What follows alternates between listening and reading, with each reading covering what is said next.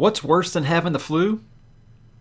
Nothing. Absolutely nothing. Usually I have some kind of funny little line there. I ain't got one this time. The flu sucks.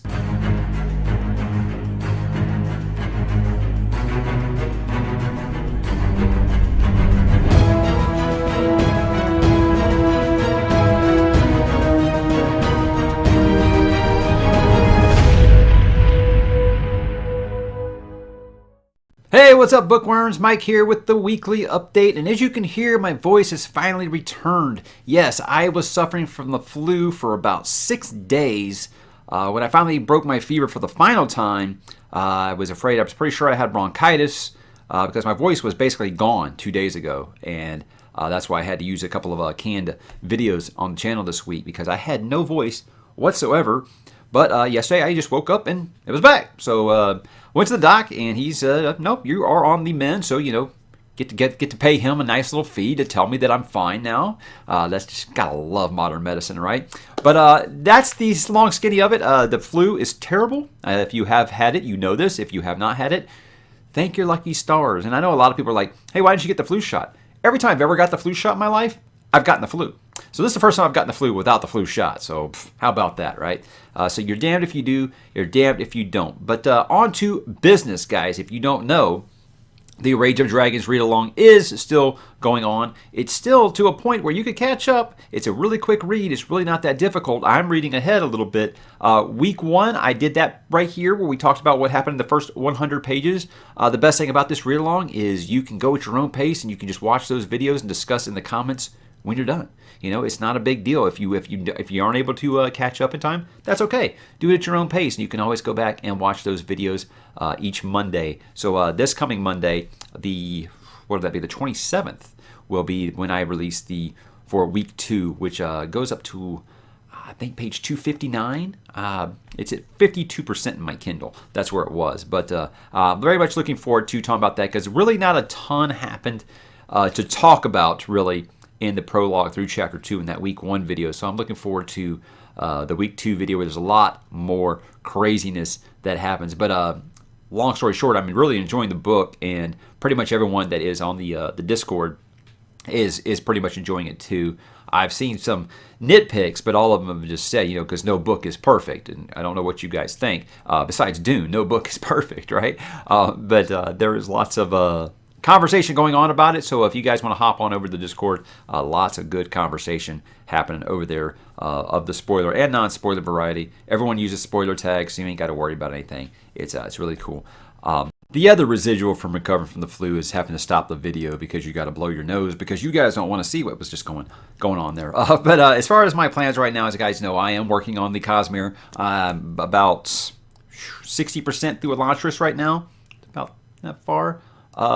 Really surprised that Sanderson breaks it into 3 parts, but part 1 is like 380 pages, and the other ones are like 100 pages each, so that was really surprising to me. Kind of mixed opinions on the book so far. I'm not going to go too far into it because I will be doing a full review for it, obviously, as part of that Cosmere 2020 video. And I know that a lot of Sanderson's stories, I don't want to say struggle, but they start to be like, okay, where is this going? And then he really always rewards his readers if they stick with it in that third act. So I'm not worried about it at this point. There are some things. Again, this is his first story, and like I said last week, if this is his worst story, okay, I think that we can deal with this because it isn't by no means bad. There's just some things where I'm like, this don't seem like Sanderson's style. So obviously, Sanderson wasn't quite the Sanderson that we know yet. He wasn't Lord Ruler yet at this point. But there are a lot of really neat ideas that I like in it. And the world building, again, second to none. It really, really is. After that, I'm going to do The Hope of Elantris. It's a short story that goes along with it. And The Emperor's Soul, another novella that takes place within the same cell, the planet that this one takes place on. As far as I know, those are supposed to be really short. So I'm hoping I can still fit these all in January. Obviously, the flu really set back my reading time. Most people thought, oh, well, that just means you're bedridden. You can have a lot more time to read. Guys, you don't understand. When you have the flu, you're sleeping. That's it. You're sleeping. You're waking up to take drugs, and you're going back to sleep. I would wake up, take my temperature, lay back down, think, oh, okay, I can read about 6 words, and I was out again. So I did not do a lot of reading during this. It really was just a lot of rest, and just basically trying not to get the rest of the house sick. And I mean, honestly, I got sick from my wife, so we were just trying to keep the kids from getting sick because we didn't want them getting this at all. Yeah, so while I was recovering my voice, I had a couple of what I called canned episodes. And what they were just episodes I had recorded and I just hadn't produced yet, and I hadn't actually uploaded yet. And it wasn't anything I'm like, oh, I'm keeping these in case I ever need them or something like that. I just hadn't found a place to put them in the schedule yet. And so it worked out fine. One of them was just my Wheel of Time schedule, because in my Cosmere video, I talked about how I was going to be finishing Wheel of Time. But for people who didn't know, and people who had been with me on this channel just since I've been reading Wheel of Time, I wanted to give them a special video to let them know, my plans to finish that. I put that right here in case you missed it, and that's just telling you my plans going forward and how I should be finished with the Wheel of Time by this summer. And now that I'm actually saying it, it's actually kind of scary, because like I said, I kind of launched this channel on Wheel of Time. And the idea of it being like done is just kind of crazy to me, kind of foreign. So, but I mean, still a ways to go. 6 really, really, really long books. But yeah, I'm going to be looking forward to it, and looking forward to the kind of special tribute I have at the part where we transition from Jordan to Sanderson. I do have something special planned to go over with that. But when that gets closer, we'll talk about it. I also did, I released yesterday is a video about 11 series that I would like them to adapt for television or try again. They haven't been adapted for television or the screen, and they've just done badly, and something like that. Just, it's always a fun thing to talk about, fan casting, what kind of movies you'd like to see come from the books and stuff like that. It always makes for a good conversation. So that was something that I recorded, like about a month and a half ago, and I just never found a place to put it anywhere. So some of the things already were kind of outdated. Like I know Hitchhiker's Guide to the Galaxy already is being adapted for Hulu. I didn't know that. I've talked about The Dark Tower, and it's since been canceled by Amazon. So is what it is, right? So check that out if you can. Looking ahead to February, right after I finish Elantris and the 2 short stories books, I am going to be dipping into Winter's Heart. So Winter's Heart, I'm going to be counterbalancing that, continuing my Dresden Files first read, not a reread. It's Death Masks and Blood Rites. And again, I'll be ending the month by dipping into that beautiful leather-bound edition of Warbreaker by Brandon Sanderson to continue with the Cosmere 2020. So that's really all the plans of what's going on right now. Like I said, I was ahead of my schedule a little bit, and I just got a week robbed from me. So that's will be made up hopefully in the next week. I am kind of going to school right now at the same time too. That was real fun trying to deal with while having the flu. But as far as TV, I saw that Star Trek Picard debuted to kind of mixed results. There are the people who, no matter what they put out, people are going to love it, and then no matter what they put out, and some people are going to hate it. I've said before that I thought Trekkies are way harder to please than Star Wars fans are. I know that everybody looks at us Star Wars fans and say, "Oh, you guys are never satisfied with anything," and I think we have legitimate gripes. But okay, if that's how you feel about it, I understand. I've always felt that way about Trekkies. I remember them trying to get Star Trek: The Next Generation canceled before it debuted. I remember actual rallies to get that show canceled, pulled off the air before it even debuted. So yeah, they've been like this for quite some time. But now you're bringing back a classic character in Picard. A lot of Riker's supposed to be in it. I hear Whoopi Goldberg's coming back onto the show now to play Guinan again. Guys, look, I love Next Gen. I love Deep Space Nine. I liked Discovery. It kind of fell off. For me, with Star Trek now, it's just I feel like Star Trek became what Star Wars was, and Star Wars has become something completely different.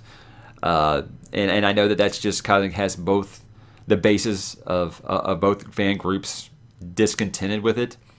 If I basically look at it like this: if Patrick Stewart can't bring me back to Star Trek, if Jonathan Frakes can't bring me back to Star Trek, I don't know if I will be going back to Star Trek. I liked the J.J. Abrams movies for what they were. I think I liked the cast a lot better than I actually liked the movies.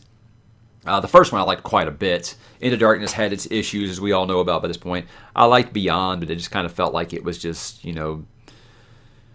just kind of wading water there. I don't really know what's going to happen with the movie universe. Personally, I feel like if they're going to do new Star Trek movies, kind of how they did the new cast with the original series members, do a new cast of the Next Gen members. I think that'd be kind of swell. But again, these are things we can talk about some other time. Who knows? But I haven't watched Picard yet, but I probably will. I probably will. If I gave Discovery a chance, I'm going to give Picard a chance, right? As far as what I said last week, we were starting to watch You on Netflix. We burned through season 1 in like 2 days. Yeah, guys, it's very good. Very, very good. If you, like I said, if you like Dexter, I think you'll like it quite a bit. Not quite the same, but I just think the same kind of people will enjoy the show for those reasons. But we've got about 2 episodes left of season 2, and then we'll be current, and we'll be very upset that we have to wait. But that's the state of binging in television, right? But highly recommend on You. I can't think of the actor's name right now that plays Joe on the show, but he is fabulous in this role. I mean, he goes from charming to stone cold killer to absolute sociopath seamlessly. I mean, he does this thing with his eyes. It's just like, wow. And he's one of those guys who can make like the veins pop out of his forehead like at a moment's notice. Really good. Really, really good performance. And I feel like more people should give that show a try. Don't let the whole Lifetime channel thing from season 1 scare you like off like it did me, because no, this is quality television. It really is, and I think you'll like it quite a bit. But I want to close this by talking about Dune. You guys who are maybe new to the channel don't know. Right back there, huge Dune fans. My favorite book of all time, the first Dune book by Frank Herbert. I think it was so well ahead of its time that it still has new themes and ideas that pop out of it today. And with this movie that's coming out, being made by who I think is the best director working in Hollywood right now, Denis Villenueve, I have no worries that this movie is going to be great. No worries whatsoever. I haven't ever since he was announced. My only concern was financials. Not really that the studio was going to pour money into it, because when I saw the cast that they let him put together, I was like, okay, they're giving him money, and they're letting him do this. I wasn't worried about that. What I mean by that is I'm worried about, you remember the box office for Blade Runner 2049? Same director, beautiful movie, very well done. I enjoyed it quite a bit, and it made peanuts at the box office. I don't know that Dune is ever going to be the type of thing, if adapted faithfully, that's going to draw in just casual moviegoers. It's very somber. It is very talky.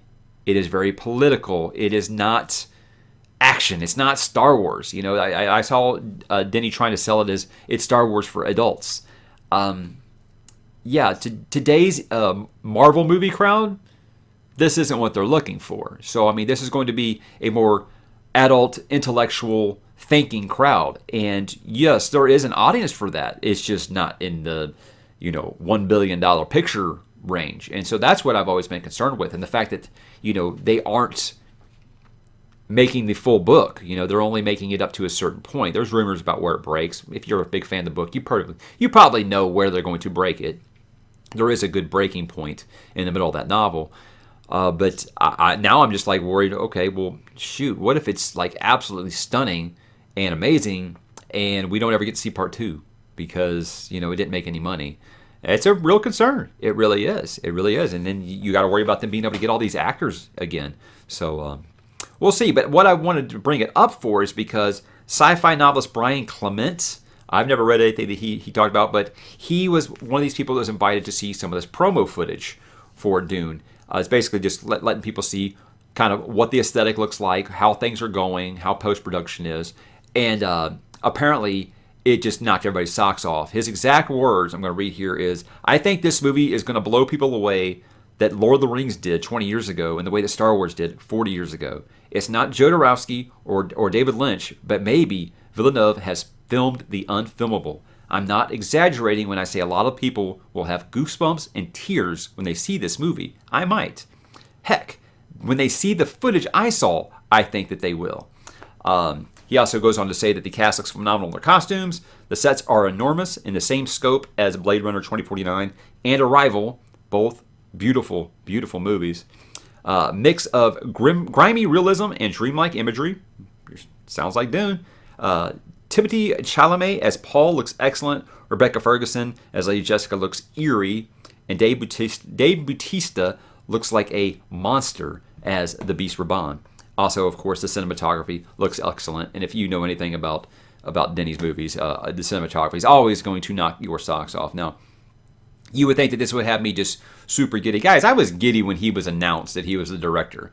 I've been stumping for them to try Dune again for a decade. I mean, that Sci-Fi Channel movie they did, it was more faithful, but it looked like it was made on a budget of about $200. So I mean, it was that big tie-in. It was like movie studios didn't want to sink anything into it to do it accurately because they wanted more action. They wanted to shove more action into it. And then on TV, it was like, okay, we'll let you do it faithfully, but we're not giving you any money. So there's always that double-edged sword there. So it sounds like Warner Brothers is letting them, they're giving them a try. They're letting them spend the money that they want. And again, with the cast they let him put together, I'm not worried about them letting him do what he wants to do. Yes, there are some changes that I've heard about that kind of annoy me. But again, it's that whole thing of it's 2020 and you just expect these kind of things to happen in these movies now. And if you know what I'm talking about, you do. And if you don't worry about it. It's not that big a deal. But of course, I'm excited. I mean, again, this is my favorite book of all time. And it's got a guy who's my personal favorite director working right now. And someone who has said this is his life dream is to do this project. So I know he's not going to go in there and bastardize this book. He's going to do it just about as faithfully as possible. And I'm just curious to see how much of stuff from Denis' mind's eye is the same as mine when I read Dune. So, I looked ahead at all the movies coming out this year. Dune might be the only one I see in the theater this year. I'm not really interested in Marvel Phase 4. Endgame was pretty much the end for me. Even my kid was kind of in the last Spider-Man movie. Even he was kind of bored. And that's saying a lot because to him, Spider-Man hung the moon, So I feel like that might have actually ran its course a little bit with him. He might have been burned out a little bit. He doesn't seem to be too interested in Eternals or any of that stuff, and I'm not either. So I'm saying why I'm bringing that up is because I'd take him to go see it if he wanted to, But other than that, I mean, I can't think of anything big coming out this year. But Dune is definitely big enough to where I imagine I'd be seeing it 2 or 3 times and probably doing like I did with Lord of the Rings and taking the other people to go see it that hadn't seen it just so it, get more eyes on the product. So sorry to ramble so long about Dune, but that's something that I could do quite easily. With the full schedule this year, I still do plan to do some Dune stuff leading up to the release of this. I think it's, Christmas this year? I'm pretending that I'm not even counting down to it, so I'm just going to say, I'm thinking it's Christmas this year. But thanks for watching, guys, and let me know what you're up to this week, what you've been watching, what you've been doing, what you've been reading, what you've been listening to. I've been listening to the new Volbeat. Any of you guys ever heard of Volbeat? I think they're from they're this Danish band, and they sound like if Metallica went rockabilly. It's a band that I've really been into for a while. They've actually started to get popular in the States the past few years. And it's one of those kind of things where I'm like, yeah, that's good for them, but it's like, kind of liked it when that was like my thing that you guys didn't know about.